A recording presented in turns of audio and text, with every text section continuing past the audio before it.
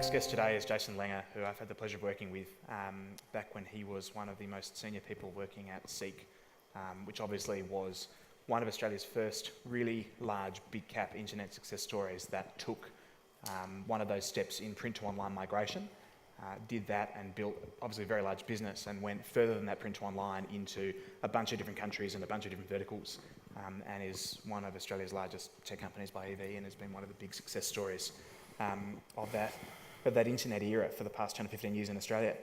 Recently, Jason's moved on to another role with Tiger, investing more capital back into technology companies and businesses all around the world. But he's joining us here today to talk about some of his time at Seek, which involved a lot of different countries and geographies, and some of the lessons that we can learn from that. So Jason, thanks very much for coming and joining us. I really appreciate it. Thank you for having me. So you've obviously spent a very long time in technology, in real operating businesses, from what was a medium-sized business to like really big cap Seek. And you've been there for a huge amount of that journey. A lot of people in the audience today and as part of this conference are in small to mid startups that are growing, and perhaps with the exception only of Twilio, which recently listed, a lot of the other presenters and people who have been experts in their fields here have been in businesses that are in this unicorn stage of being really large on paper, but not actually carrying a listed public market EV around them. You've been in the counterfactual to that and in a business that has been growing very fast and got very large, but has been listed the whole time, basically. What are some of the things you can share with us, some of the management challenges and the operating challenges, and how hard was it? Like, can you give us your insights into how that actually happened, being listed the whole way through? Yeah, sure. I think the first thing to say is that being listed is not such an exciting thing once you've been doing it for a long time. It's actually quite a constraint, being listed here in Australia, I would say. So Andrew Bassett, Seek's founder, has worked really, really hard for many, many years trying to educate investors about the need to appreciate investment for the long term, which is something that I think US investors understand much more than Australian investors. So, you know, I wouldn't suggest to anyone around the table or anyone in the room today that listing in and of itself it's easy or should be a big ambition or aspiration for the business. It adds a lot of complexity to the story. Having said that, you know, there's a lot of positives about it, including access to capital and currency to make acquisitions, which is something that private companies don't have. And you know, there's also a credibility factor and a PR factor that you get from being listed. So it's not like it's all cons, but on balance, I would argue that it's more cons than pros for fast growth companies. In terms of once you're listed and trying to manage the new world of public shareholders and institutions who have become part of your register, I think the key is not to try not to change too much and be bold about what you're doing. You've got a lot of shareholders who all of a sudden have a view about which way they want to take the business and how they think you should be managing it. And what's been successful until that point is how you've managed it, as opposed to how they've tried to encourage you to manage it. And so you've got to be really bold. You've got to be really, really clear with your shareholders around sort of what you're going to do and how you're going to do it. But the most important thing is not to be distracted by it. I mean, you know, as you and Matt probably know from being listed for a little while now, it's a big distraction factor. Being listed and sort of talking to analysts and doing investor relations can all of a sudden be kind of half of senior executives' jobs, and that's a real risk for your business. So, you know, I think the big lesson for me is make sure you've got really great people on board before you take a business public. Look for different ways to access liquidity if you can. I mean, you know, Atlassian is a good example, Campaign Monitor another good example of companies that have taken their time to, well, in Atlassian's case, took many years before they listed. They listed in the US, which gave them a completely different and deep investor base and market. Or Campaign Monitor, who went to, you know, get some private equity money sort of on the way through and have set themselves up really well for continued growth and some liquidity without all the pressure of being listed. Some of the things that you did along the way in Seek, obviously there's a huge amount of value in capturing overwhelmingly the market share of print to online, but very quickly after that you went into other verticals, education, but then overseas internationally, and that's what you spent a lot of time doing. How easy was it to articulate that narrative of we're really good and we're in Melbourne in Australia and we're going to go and buy businesses in Latin America, Central America, China, Southeast Asia, Africa? How hard was that narrative to actually execute with public market investors on the way? It was impossible at first. We had major issues with our shareholders as we went down that path. I think again, I think a great aspect of any entrepreneurial business is breaking the mold. And so we had to break the mold with public shareholders around, the fact that traditionally Australian companies never ever did well expanding internationally. Just not something that Australians have yet been good at, when we started working down this path. And our view was, look, we can't accept that constraint. Our business, we feel like we can, at Seek, we felt like we could add a lot of value to companies doing the same sorts of things internationally, and we wanted to have a crack at it. So we basically had to push through and break down a whole bunch of walls to get there. So from an investment perspective, that was complicated.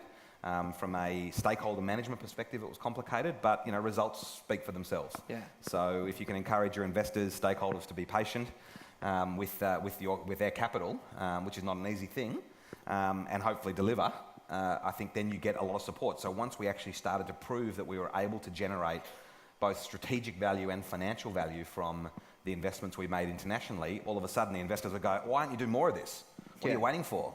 Go into more places. And we're like, hey, we've got to manage our bandwidth, we've got to manage our capital, we can't go too fast. So it's all about good judgment, I think, in the end.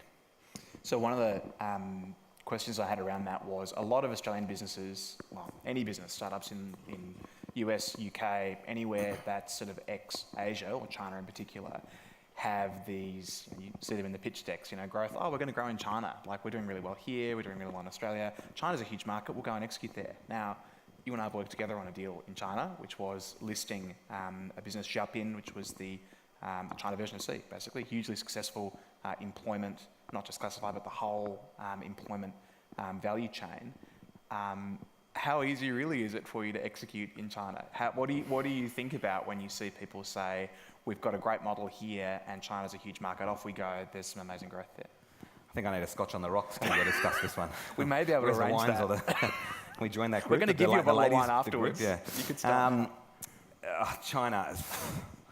Look, it wouldn't be my recommendation to start thinking about China too early in the piece. Let's put it that way. It is a ridiculously complicated market to execute in. It is a market that you need enormous amounts of patience and capital for, and you need to be ridiculously resilient. Now, many of you guys around the room here, and we've talked about this before. You build resilience as an entrepreneur. You fail a lot, and so that's a really good base to work off. And we felt that sort of being at Seek and having done that in the early stages for a long time, that we would have enough resilience. But boy, you need triple the resilience, if not more, to manage in China, because it is really, really complicated. So, my recommendation, my advice is to, it's a great market. It's huge. There are big opportunities there, but be very cautious. Don't rush. Make sure you nail what you're doing here in Australia or wherever else a company might be before thinking about China, and finding really great partners over time that you can kind of work with in China, because that one's a really big factor, and the cultural aspects. I worked in China for the better part of 7-10 years with our partners over there, and I still feel like I understand China to about 5%. So it takes a long time. There's a lot of guesswork, there's a lot of mistakes, and it is a market where many companies have failed. Some companies have done well. I think Seek's on a great journey there, but I still don't think it's finished that journey, and there's still a lot of humps in the road to sort of deal with. I was going to ask you, what are the mitigants to that? And one that you've mentioned is partners, local management teams and partners in asset, on the capital side and on a sort of operating side as well. Is that everything that you can think of to mitigate? What would you do again if you had to go into China right now in a new business that you invested heavily into in your new role? What is the mitigant that you say you must go and consider these things to do alongside it? I think the partners and the management team are everything. Realistically, you can do enormous amounts of research and try to come up with corporate strategies that are really, really interesting and really different or unique, or bringing something from another country. The fact is, it's all irrelevant if you haven't got the right partners or team there that believes both that they can execute really well on the ground, but also learn from you and translate that into the Chinese landscape. With some trust, and look, trust is a huge factor. It takes a long time to build. Trust and credibility. You can't do due diligence on, in China in the same way you can do due diligence on people or on opportunities here. And so there is a big element of trust. There is a big element of working your way through getting them to trust you as much as you trust them. In fact, that was probably the biggest insight I could share, was we always looked at them and we were going, can we trust them? But it was much more important to ask yourself the question, can they trust us? And there is a big history in China of them feeling burned by foreign investors. That the foreign investors come, try to either take advantage or sort of just be there just for the liquidity and for the size, but not actually add anything to the Chinese economy, to the Chinese culture, to the Chinese landscape or community. And I think there's a big aspect of that comes, that is in the DNA a little bit. And so the biggest question you've got to work through in China is getting a team that can actually trust you to play the right role in their future. They don't, they don't like, foreign companies being in control of their destiny. So it's a really, really tight balance, particularly when you're a controlling shareholder. Now, you have an almost unique perspective in that taking a sort of Australian asset or set of capabilities and senior management team into other geographies has not just included mainland China, but also other parts of Southeast Asia, including Malaysia and Singapore, and also assets in South America, Central America, like OCC Mundial and Catho and others. Are there parallels from that, or is really unique in every country and every situation that you've had around whether you can mitigate with trust and local partners? What have you seen that are the shout-outs from trying to execute those sort of strategies in such different places? And a toehold now in Africa, or at least when you were moving on from SEEK, just starting in what was a very low internet penetration sort of exposure as well. Yeah, I think there are parallels. China is unique in from an execution perspective, but in terms of a philosophy for expanding into these markets, trying to identify the right strategy, understanding the local nuance in these businesses and in these markets is really, really important. Finding a great team, leveraging networks and partnerships overseas is going to be really important, particularly if, like Australia, we're very far away from a lot of these markets. And just recognising there is not necessarily kind of deep similarities in many of these markets. People talk about Southeast Asia being kind of one market, but it's, it's completely the opposite. And every regulator, particularly on the M&A front or the approval side of trying to consummate a transaction, has such a different perspective. Completely. So every regulator, every operator, every business that's out there, I found every interaction we've had is completely different. You can never sort of bundle up a place and say, oh, it's one market in Southeast Asia, or even China for that matter. Shanghai's different to Beijing, it's different to sort of many other markets in China. So it's I remember that as well, looking at how you do business from an M&A perspective in all of those different countries and how very, very different each geography was. I remember desktoping for the first time the Malaysian Takeovers Code, which was 15 pages long. It's down to business. It's very different to what you might have to approach. Absolutely. Other parts of the world like that. Now, you've, having spent a long time at SEEK in a very successful period of time in that business, now moved on to deploying capital in a role that lets you be based in Australia and be a partner in a global business that's looking to deploy capital. Obviously with no pressure, having had previous successful investments in Facebook, Apple, Google and LinkedIn, so there's no pressure at all. What do you take from spending a very long time in an operating role? How do you, and what have you taken from that into looking at deploying capital now in sizable investments, looking for the next generation of businesses like SEEK?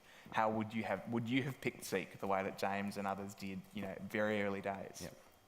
I think at the starting point is looking for teams that are solving big problems and that are focused on a long-term vision rather than an exit. So you get, many companies still that pitch, within 3 years we'll be at this market cap and, investors can make a 30% return. That's kind of irrelevant to us. That's an output rather than an input. And so the focus has been, where companies are solving big problems and building great cultures. And I think if you get those two right, you're in great shape. Really hard to find, particularly when you've got, some reasonably, big companies out there that we've been successful in investing in. And looking for global businesses, businesses that can scale globally. And Uber's a great example of that. There's been many successful Australian stories. Obviously, SEEK is one, and that's why I still, if you ask me the question, would I have invested in SEEK? I'm not sure that I would have been good enough to see the opportunity at the time, but it was clearly a big problem being solved in terms of helping job seekers find their way through careers and through through better education paths. Really, really big market, big advertising market, and a team that over time was able to focus on really, really important things and culture. And build really great values around it. In looking for those things, does that mean or imply that you target verticals, industries, locations? How do you, because that, looking for big market size and capable founding teams and people that you trust to have a long-term vision for an asset is a pretty broad filter. How do you refine that down?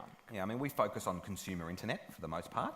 So, something that really resonates with consumers in big markets is a big focus. So, e-commerce in China has been a really, really big sector for Tiger Global in the last few years. Uber and the equivalent of Uber in China has been, a big play for us. We love businesses like Bookings.com, Priceline, that again are very, very consumer focused, dealing with massive markets and massive,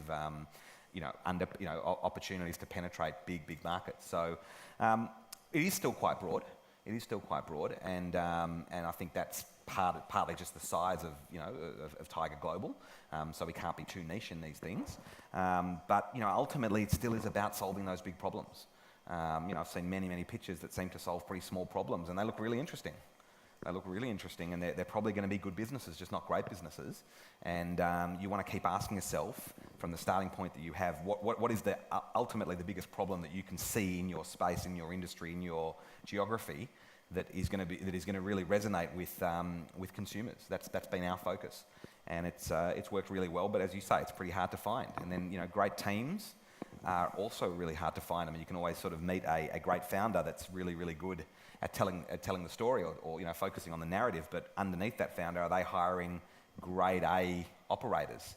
Are they hiring ahead of the curve? Are they building values that are explicit for the next generation of employees in that business? They're all very, very big things for us to test. And I encourage all the entrepreneurs to be thinking about those things themselves as they build their companies. So one of the hallmarks of a lot of the international expansion that Seek did used partners, which many times included Tiger in asset for capital and for other sort of ways that you can work together in an operating or a financing or a growth sense offshore. Now that you're on the other side of that coin and you're deploying the capital, is part of that strategy to go and look for other Seeks, other people who are looking to take what they've done well in a geography somewhere else where you have that relationship of will help you get there? Very much. I think, what Seek realised really early was that being in Australia, we couldn't do everything ourselves, and we didn't know everything ourselves. And so finding great partners who are credible, authentic, and can actually help in getting into these markets, in operating these markets, and understanding these markets is really, it was really critical, and I still believe that today. And I think, trying to expand on your own independently is a tough game, is a much harder game. So I always say share the economics, share the upside, and find great partners that you think you can work with over the longer term. So outside of Seek and Tiger, you have done a bunch of other things that have been in Australia in that consumer internet space. One of them has been Catch of the Day, and others that are in areas like that. What have you seen that landscape change in the past 5 to 10 years? I mean, if you look at 10 years ago on the portfolio of things that, say, Gabby and Hezi had in Catch of the Day, which was at Scoop-On and those sorts of businesses, and also into fast consumer retail, that's changed massively in 10 years. And the verticals within all of those businesses have changed. Travel wasn't a vertical inside those sort of assets 10 years ago. It's often one of the largest ones now. How have you seen that change, and what observations do you have for people? A lot of the people in the room at this conference here today are doing businesses that are obviously consumer and internet and technology, but they're right in that space. What have your observations been of funding it and being on the board and management teams of some of these companies?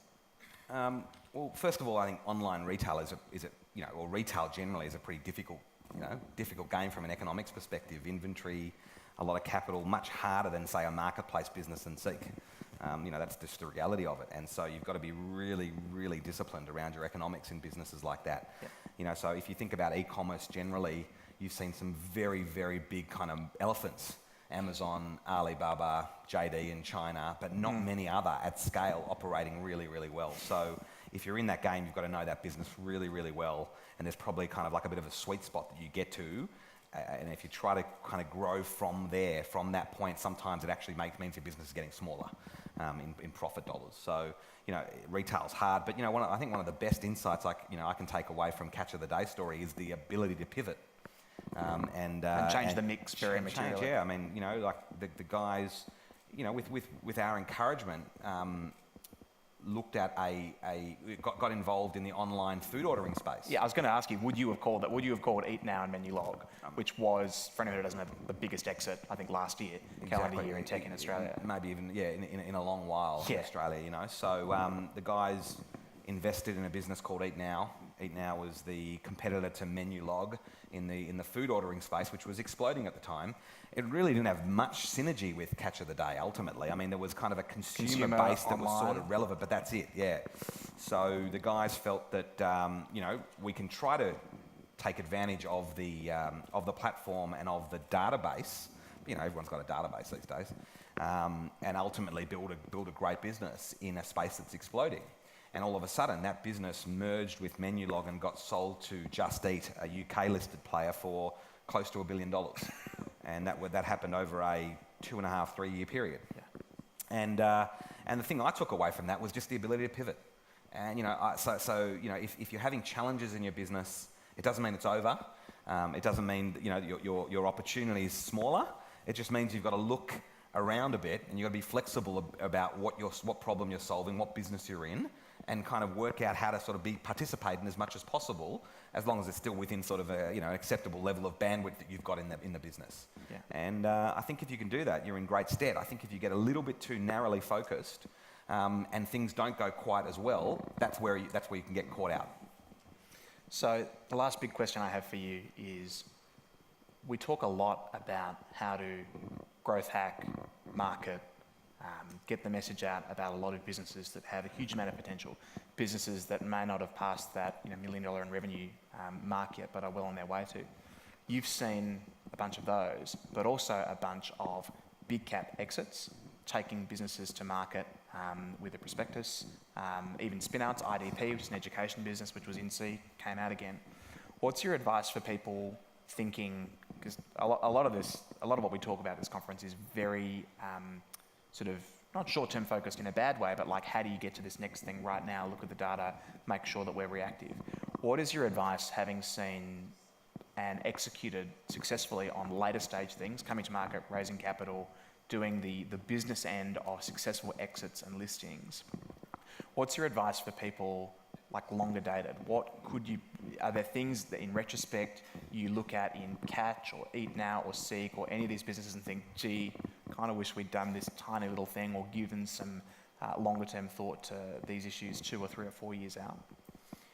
Yeah, I think the boldness and the hustle is something that's really, really important right through the journey. And sometimes I think what tends to happen in the first 3 or 5 years of a company's growth is you've got those factors at play in a big way, but then as you grow the company and you have 50 or 100 people or more all of a sudden working in the business, it's no longer explicit what made the company so great in the first few years, right? So being really, really explicit in the early days about your values and what makes your company really strong and what the DNA is and what the culture is, if you can kind of scale that, you're going to have a great business longer term. Is that in the messaging of it more than the doing of it? I think it's both. I think it is messaging, it's the doing, it's the recruiting. A lot of companies I see that get past 20, 30 people, the recruitment starts to get a little bit loose. All of a sudden people who are new to the business are hiring new people, but those hirers don't actually know yet what the values or the culture is about the place. So how can they make great decisions about the future and about the next few hires in the company? And I think that's a really, really big factor.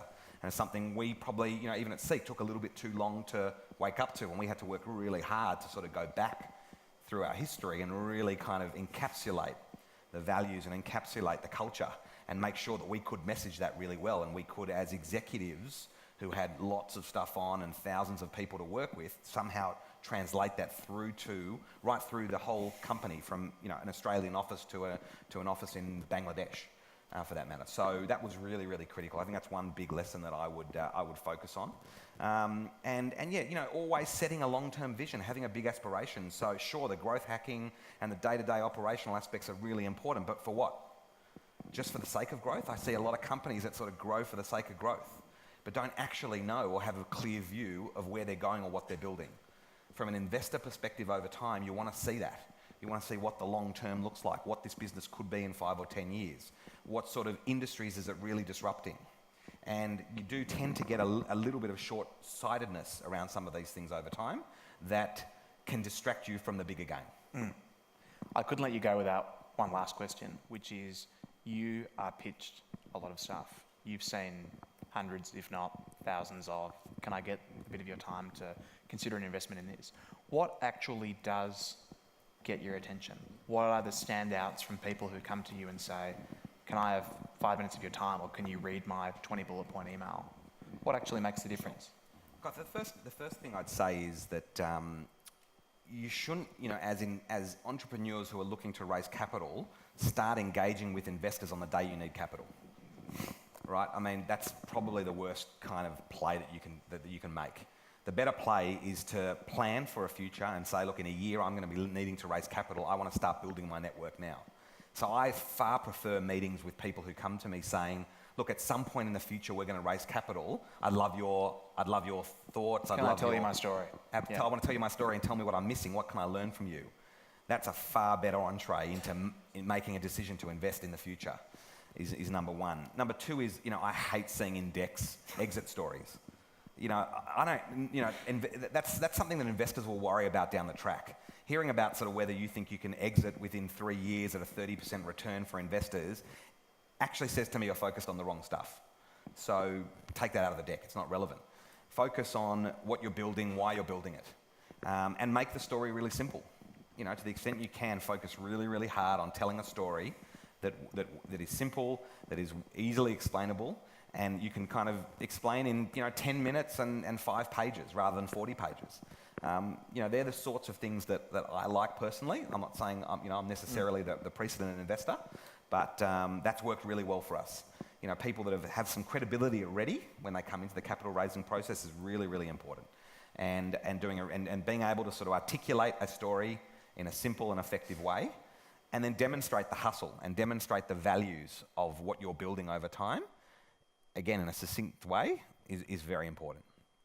Jason, thanks very much for coming up to Sydney today to do this. You've had a very interesting career and starting a new chapter in deploying a lot of capital into consumer technology, and we really appreciate it. Thanks very much. Good luck, all.